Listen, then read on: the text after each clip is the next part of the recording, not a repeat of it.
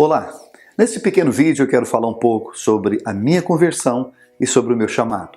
Eu conheci Jesus em 1988 na Igreja Batista Shekinah, pastor Zé Rodrigues, não é? E a partir desse momento eu comecei a servir o Senhor e logo eu percebi que o Senhor havia me chamado para a sua maravilhosa obra.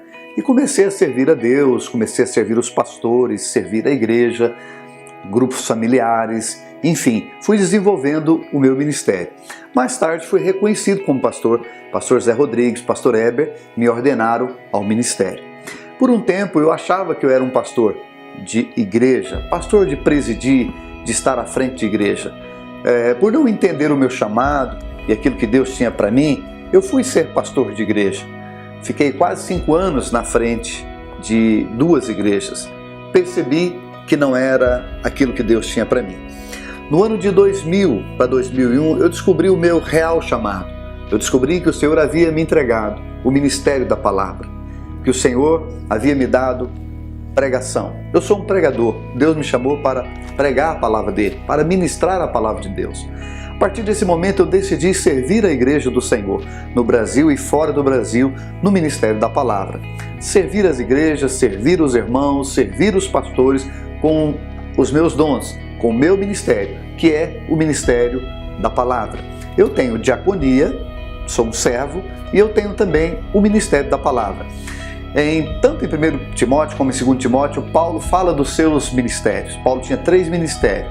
Ele era pregador, apóstolo e mestre. Paulo fala isso tanto em 1 Timóteo como em 2 Timóteo. Mas aqui em Romanos capítulo 15, no versículo 25, Paulo fala algo que tem tudo a ver com o meu chamado e com o meu ministério. Versículo 15 diz assim: "Mas agora estou de partida para Jerusalém, a serviço dos santos." Eu estou a serviço dos santos. O Senhor me chamou para ministrar a palavra dele, para servir a igreja na mesa do Senhor, para servir os santos, para servir os pastores e servir aos ministérios. Portanto, eu quero dizer como Paulo, eu estou de partida. Esse é o meu chamado. Essa é a vontade de Deus para mim, que eu vá pregar a palavra dele no Brasil e fora do Brasil. Então eu estou me colocando à disposição de todos aqueles que quiserem me ter na sua igreja para ministrar a palavra de Deus, porque esse é o meu chamado, servir aos santos no ministério da palavra. Deus te abençoe, no nome de Jesus.